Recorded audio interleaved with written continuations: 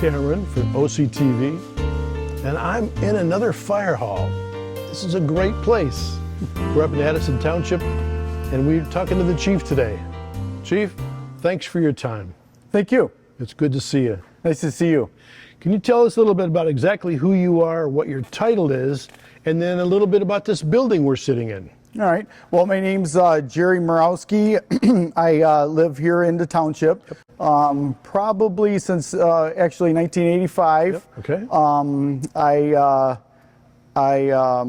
We started a long time ago on the department, 28 years ago, moved up through the ranks, and now I'm actually the fire chief full-time here.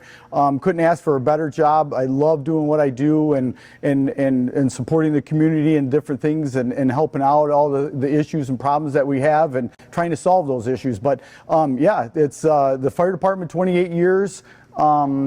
Every day I get up and come to work, it's really not like work, because when you love what you do, it's really nice and exciting to do that. So in the department now is we've grown a lot. Our calls volumes come up. We've got some different things, a lot of support from the community, which wouldn't be possible without that support. So we're really grateful. Well, we're really grateful you took some time out in your day. If the noise starts to happen, we'll get out of your way so you and the team can get out and do some really good Hopefully things. we have a couple minutes here where it's quiet. Hopefully a couple of minutes to quiet. What we do is start by figuring out who you are by looking back at who you were. So let's talk about your childhood. Where'd you grow up? And do you have any family left? Do you have any brothers or sisters? Tell us about your childhood. Well, I was born in 1970 in Madison Heights with my mom and dad, and I have two older sisters. Okay. Again, my dad's side of the family actually had property on Gilmore Road here in Addison Township since the late 30s, I think it was. Some of the township records are unclear, but it's about then, I think. And as kids, we would always come out to the cottage, we called it, and visit my grandparents. They retired out here on Gilmore, and I would stay with them. And my dad's side of the family eventually moved out here, and then as kids, at 15 years old, I moved out here. My mom and dad asked me, "Are you want to go live out in the Addison Township?" And I'm like, I couldn't wait to get out of the city. So get me out. Yeah, we came out, and I moved in the middle of 10th grade in Oxford, and which was kind of challenging moving that late in age, you know, at a high school. But the school is good, teachers, good system over there. Couldn't ask for a better transition from high schools into out here. And honestly, I love being out here. I have, like I said, I have two sisters that do live in the area, older, and they have their families, of course. I'm married and 26 years now, I think it is. I have two boys, and actually my son, the oldest son, Mitchell, is 22, and he's a firefighter here, medic on their department. So it's worked out real well. I couldn't be happier. I saw that on your website. Yeah. Okay, so you've been out here a long time. You went to school out here. Let's talk about people. We tend to become who we are, in part because of the influence of people in our lives, our family, neighbors, teachers. Are there any folks that stand out in your mind who help you? Yes, actually, when I would come out here, I spent a lot of time with my grandpa. Leo Morawski actually had that property on Gilmore Road. He talked to me a lot about values in life, and as well as my dad. But I spent a lot of that one-on-one time with a grandparent, and that really he told me to be a hard worker, and you know, the man's got to be the provider of the family. Again, you got to remember the age that this was being told to, right? Told to me, and it was stuck in my head, like, I got to be the guy who gets up and goes to work. And never have I ever asked in a prayer for money. I've asked for the ability to go make money, so, and to be able to work and provide for my family and stuff. So my grandpa, my dad, a couple teachers in high school. I would say Ian Smith was a great history teacher, U.S. history teacher. It really taught me the love and the passion for history, so it's stuck with me still to this day. That's been very influential. I would say some guys on the department too. So many to mention over the years of joining and talking to different people. You can pick up little bits of things that you want to do and accomplish in life from a lot of different people. I would say. I think that to narrow it down just to a few people is kind of hard to do, because everybody is, if you're an educated, smart person, you take everything from everybody and grab it and incorporate it into your life at what you want. Sure. Hobbies, interests. What did you like to do when you were a kid? I used to like hiking a lot, and I've been all over the country hiking different places, different mountains. I did a lot of that kind of stuff, and honestly, just being around good people and having good conversations is a good hobby as well. Taking care of my family, enjoyed a lot of that. Yeah, so just whatever it was to do, I guess hiking probably was my most favorite time of doing stuff when I was a lot younger. Where'd you go? Colorado, you name it, I've been there. I think the prettiest place I've been was the Porcupine Mountains, though. Oh, that's beautiful. Right here in Michigan, a little ways away, 11 hours or so drive. But that was probably my most memorable one. And there was no rain the 5 days we were there. So maybe that was, it was a beautiful country, for sure. Lake of the Clouds. Yes, exactly. Yeah. Gorgeous. Mirror Lake and all that stuff up there. It's really, that side of Upper Peninsula is beautiful. And if you haven't been up there, to see some virgin trees up there never cut down is amazing. It is amazing. I wish that folks down in our part of the state could get up there and see it, because it's remarkable. Very different. It is. It's really, really pretty for that side of the state, for sure. Hobbies. Do you do any like sports stuff? What do you like to do? Well, before I became full-time, the fire department was my hobby, right? I had another job up till 12 years ago. It was a paid-on-call department, or my position was, as captain and assistant chief. That was my hobby, coming up here and just giving back to the community. Never thought it was a burden, thought it was fun. And to meet and have the camaraderie of the other people was just a lot of fun. So that was my hobby, really. And then it turned into full-time, and I couldn't ask for anything better. Did you know any firefighters when you were a kid? No, I didn't. No, it was a really a strange story. My friend at the time, he joined the department about a year before me, and Jeff Spezia, actually, the pig farmer up in Leonard here, his son. And we were talking, he says, hey, you might want to join the fire department. And I was kind of missing that because I had played sports and things in high school and kind of missed that camaraderie. He said, pick up the fire department. I came down and fell in love with it and just took off from there. I went home and told my dad, I said, I joined the fire department. He goes, what the heck did you do that for? That's crazy.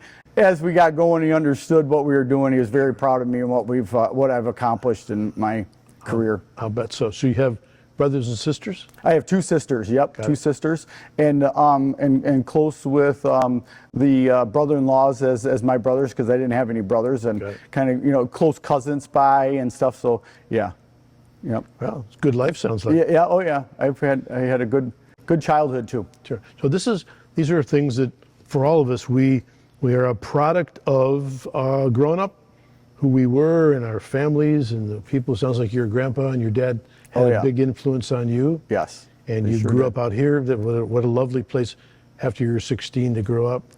Oxford High, huh? Yeah, I remember my mom and dad came to me. I was 15, living in Madison Heights, and they said, we have a little issue to tell you. And they said, okay, sit down and see how you take this. And they said, we want to move out of Madison Heights out to Addison Township or Leonard. And I got up and I said, when do we go? And my mom and dad said that was easy, because they thought it was going to be hard moving out of 10th grade. It'd be a challenge as a parent to move your child. All those childhood friends that I had to leave and come up here, but I was able to make new friends and never missed a beat. So I couldn't wait to get out of the city, honestly. So you made a big transition when you were young. You came out here and you've been out here ever since, right? Yeah, and love it. Yep, I actually built the house right next to my mom and dad. Was able to stay there, and I married my wife that actually was a neighbor. So some people kid around and call us Hamtramck Heights, because we're a bunch of Polish people living on Texter Road. There you go. Good. All right. Well, we appreciate a little time. Yes. When we come back, we'll take a look at, as a young man, what your adult life was like, what the influence is there. So we'll take a look soon, all right? We'll be back in just a minute.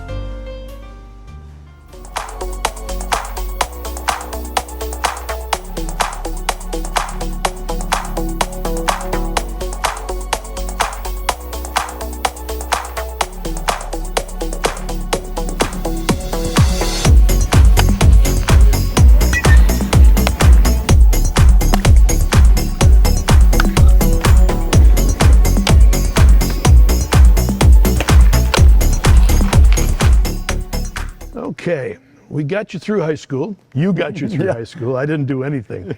After high school, what'd you do? Tell us a little bit about your life then. I did, little odds and ends here and there. I did a year of college trying to figure out what I was going to do. I was going to go into the military with the buddy system back in the day. That fell through. I had a decent job. I kind of bounced around a little bit trying to find my way, I guess like every 20-year-old would do, right? I started getting into, I started into the steel business, and my dad and I were building houses after that as well. So I kind of went that route. Then I went to Elrow Steel, worked there. I kind of stayed in the steel business. I managed a shearing shop down in Detroit, which was a lot of fun. It was just hard getting, people to do that kind of hard labor, really. 9/11 happened, all that kind of stuff closed up, and it was really hard to get anything going then. And all that time, I actually, I joined at 23 years old on the department and started having some direction and finally figured out, got married at 26, and a family at 30. Started, first child was born at 30, second one at 31, and started getting into a groove and working. And then I started a wood floor business after my dad and I started building houses. I've always been in kind of like the trades anyway. My dad was a drywall taper and kind of knew all that kind of stuff. So we built a few houses, and then my mom and dad allowed me to purchase some property next to them. I built a house there. Nice. And got married at 96 and stayed there. So I kind of bounced around a little bit with lots of odds and ends until I found a niche. I started working with a guy doing hardwood floors. I picked it up real well. His name Mike Biocchini, great guy, taught me a lot about different things in life, How'd you find Mike? He actually joined the department. He was on for a brief stint, and it was just talking to him. And he goes, "Hey, I got this. I wasn't happy at my job."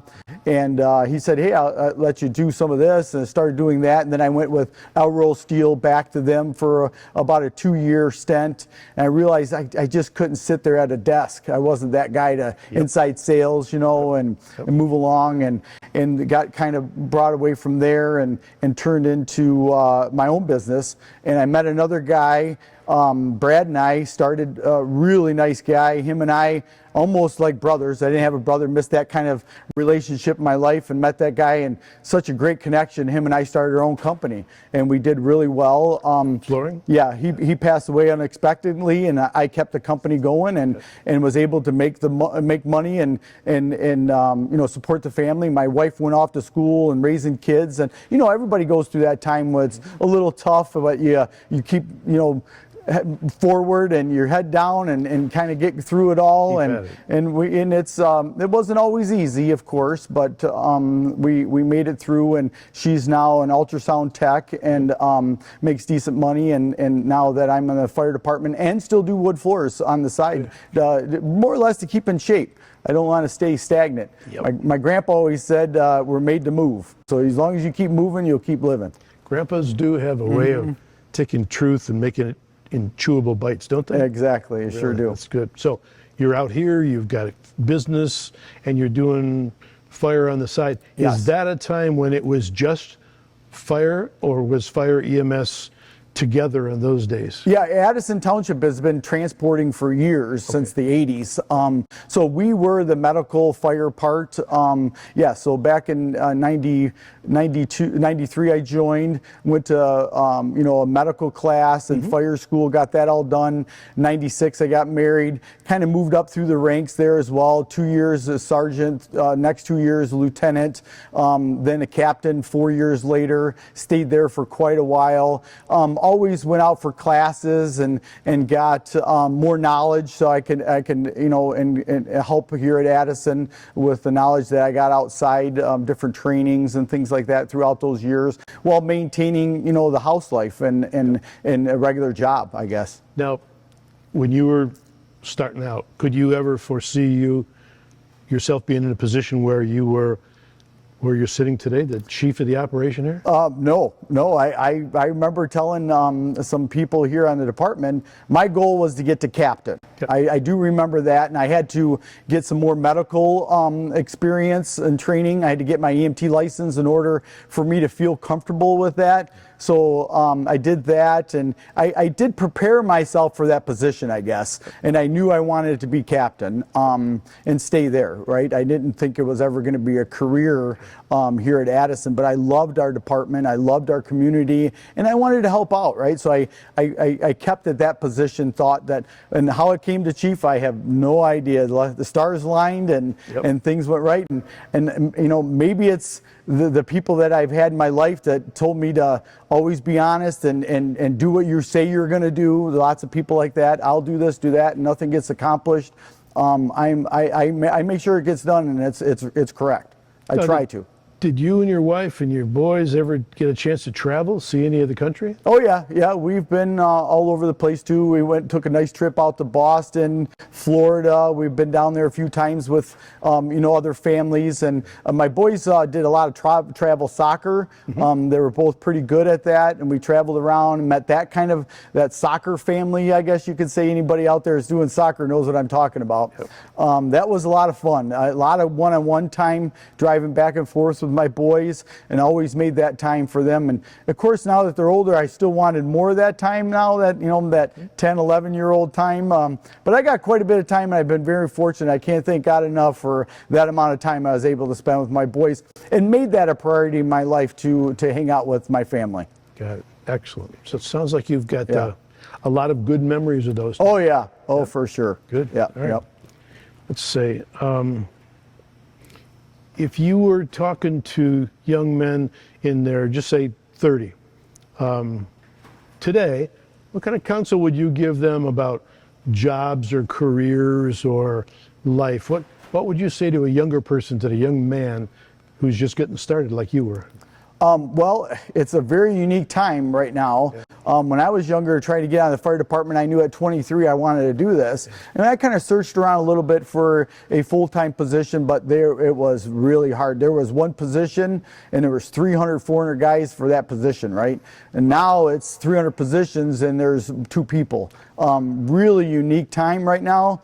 I would say, of course, you always have to have good ethics and integrity and the ability to advance yourself, right? I think you got to dig down deep first for that, and then anything is possible if you have those values. Where you learn those from, if I could help you, I would be more than willing to try to steer somebody the right direction. And the fire service, honestly, is just not, the calls. There's lots of different things in the fire service. It's not the greatest paying industry or service to get into, but we can make a living, and you can have a good family life with a fire department job, right? And there is other things you can go in emergency management, different things in life.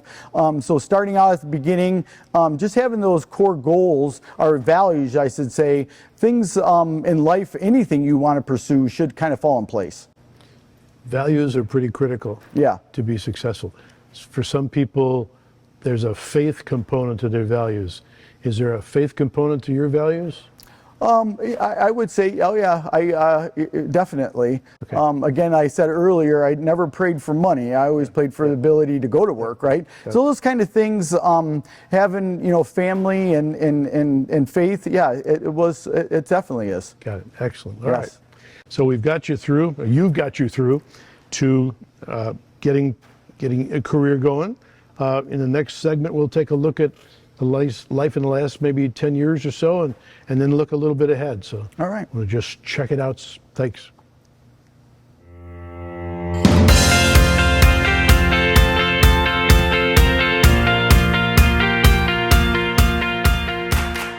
Okay, we're back, and now let's take a look in the last maybe 10 years or so. What's gone on in your life in the last 10 years that have helped shape you into the man you are today?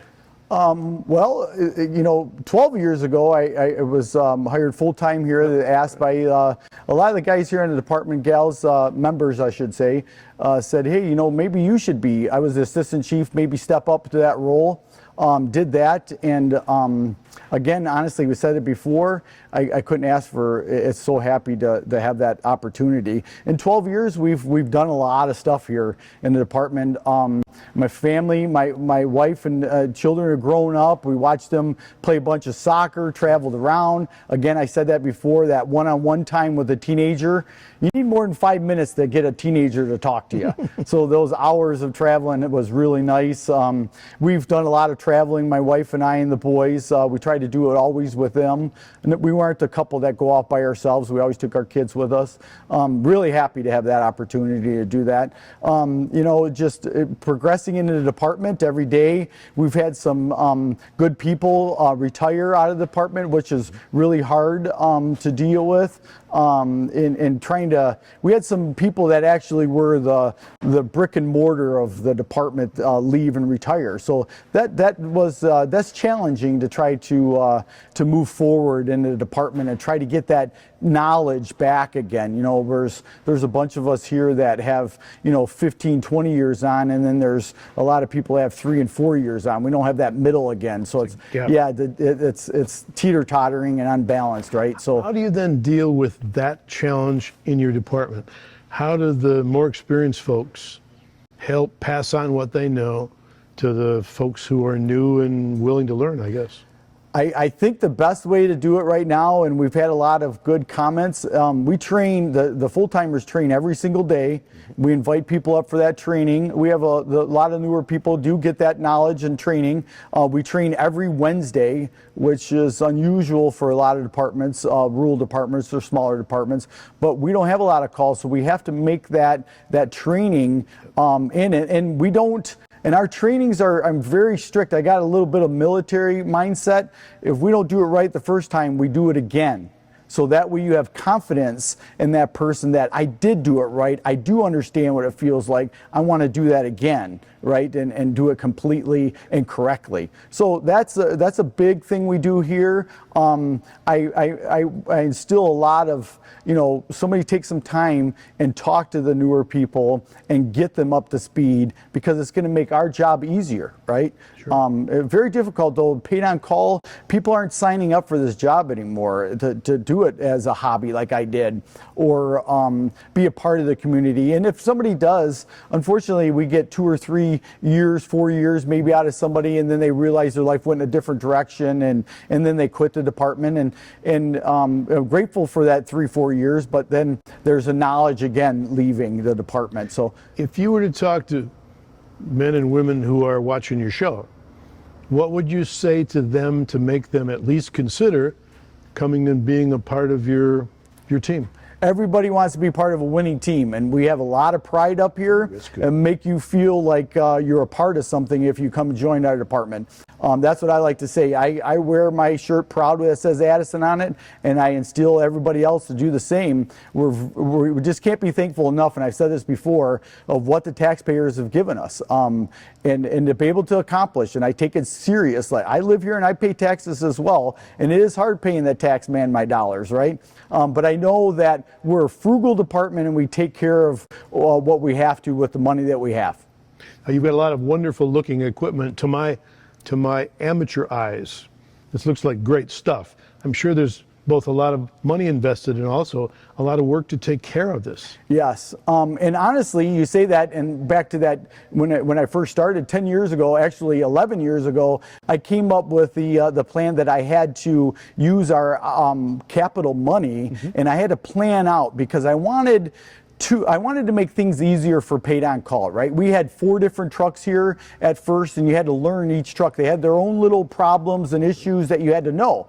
So what I wanted to do is I said, I'm going to have this idea. I want to buy 2 engines the same and 2 tankers the same. Of course, we didn't have the money to do all those at once, so I had to plan it out, and it took me 11 years. And last year, this was actually engine 2. So we have 2 engines exactly the same and 2 tankers the same. Again, for a paid on call that's working life as an engineer or whatever they're doing, they come up here in the middle of the night and want to help out. it's not hard for them to understand that's engine 1 or engine 2. It doesn't matter, they're the same. They learned one truck and now they can be efficient at that. So that's really a big thing, that a big goal that I had, and we just finally got that. So, and now to maintain it all, we have some really good crafty people here at this department. That's another thing of paid on call. We have a lot of people, we do a lot of our work ourselves.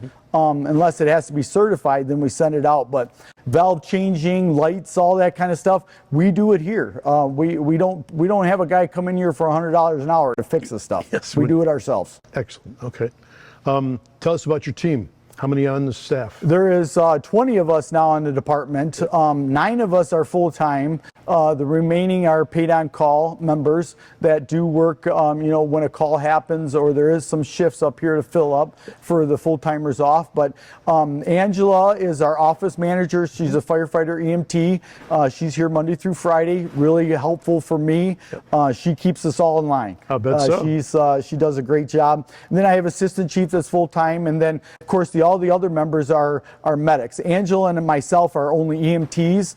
The other ones are full firefighter medics. And a lot of our calls, 80% of them are with the ambulance, right? They say the white truck helps us save lives, and the red trucks here are usually a problem for everybody, and there could be issues happening with these when we pull out the red trucks. So you said the same thing there that the fire chief in Oxford said, that the majority of your calls are not to put out fires, but to do medical related stuff. Yes, it is. And that, honestly, that we touch a lot of people and we save a lot of lives with that white truck, or the ambulance, I call it. It's just what we have to do. If we didn't transport, there'd be really, be hard to go have a full-time department here if we didn't do that medical component. Got it. So you are the ambulance service out in this part of the township county, really. Yeah, and with the long transport, there's a lot of intervention we do versus a city department where their hospital's 5 minutes away. We're 20 minutes away. A lot of intervention we have. We have a lot of the newest and greatest stuff on that ambulance because of that transport time, and we want to give that best care we can to the individual that needs it. Okay, if you're looking ahead, and we're sitting here on a beautiful day in your shop, 2022. Look ahead half a decade or a decade. What would you want this department to be then that it might not be yet? Keep up on the medical side of the department. Okay. There's lots of changes coming on, and I wanted to make sure that putting money aside and doing a 10-year budget, that there is money for those issues. You know what I mean? There's a mechanical CPR device now that we have on there. Makes CPR so much better and easier for us. It takes that compression of somebody doing it, and then we can focus on drugs and other things that have to be per protocol for that patient to give them the best care we can while we transport them. There's a monitor on the truck right now that we send that EKG to the hospital, and they can read it before we get there. And so that hospital and those doctors know, yeah, they're bringing in something bad, we need to get ready. That kind of advancement I want to continue. And I hope that we have the money and the resources to do so. I think that the fire department side of it too as well, there's lots of changes coming on with gear and packs and trying to get the newer training out there. You all has come out with a lot of different things, and there's science now behind fighting fire. Before there wasn't. It was just run in and put the water on the red stuff, and it's a lot of different things have happened in the fire service. So I think my goal would be in the next 10 years is to make sure that I get that outside information that is being created by other better departments and better people, that I bring it and implement it here at Addison in our rural department. Excellent. Well, I know that the community around here appreciates what you all do. Yes. And I certainly appreciate the time you've taken to talk to us. We love the fact that you love your work and that you lead your team well. Thank you again for your time. Thank you. Good to talk to you. Appreciate it. Take care. All right.